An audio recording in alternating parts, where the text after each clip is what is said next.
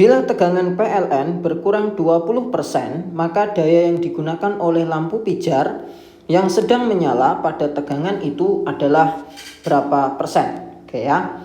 Jadi yang kita cari adalah daya yang digunakan oleh lampu pijar ketika tegangan dari PLN itu berkurang 20%. Jadi misalkan nih ya, ini ada lampu. Ini stop kontaknya misalkan. Oke.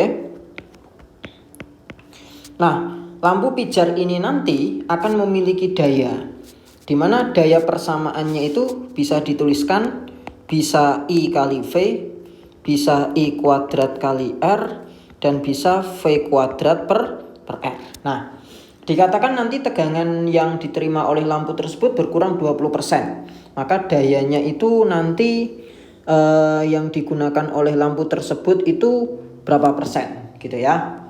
Nah, kita tahu bahwa lampu tersebut memiliki hambatan R.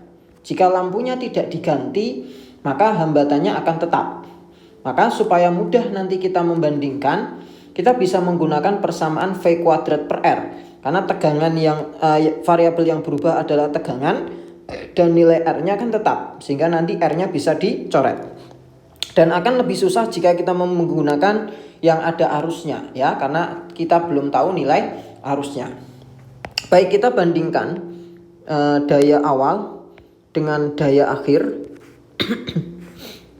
Oke, sama dengan daya awal itu adalah saya tulis dengan V1 kuadrat per R. Sedangkan daya akhir V2 kuadrat per R. Nah, R-nya bisa kita coret karena sama. Maka kita punya persamaan V1 kuadrat dibagi V2 kuadrat. Nah, dikatakan tegangan yang diterima lampu nanti itu berkurang 20%. Maka cara menuliskannya adalah yang atas tetap V1 kuadrat, yang bawah adalah V1 min, karena berkurang 20%, maka 0,2 V1 ya. Ini terus dikuadratkan. Oke, jadi P1 tetap, P2 yang kita cari, V1 kuadrat tetap, V1 dikurangi 0,2 V1 itu 0,8 ya. V1 dikuadratkan. Maka bisa kita dapatkan V1 kuadrat dibagi 0,64 ya.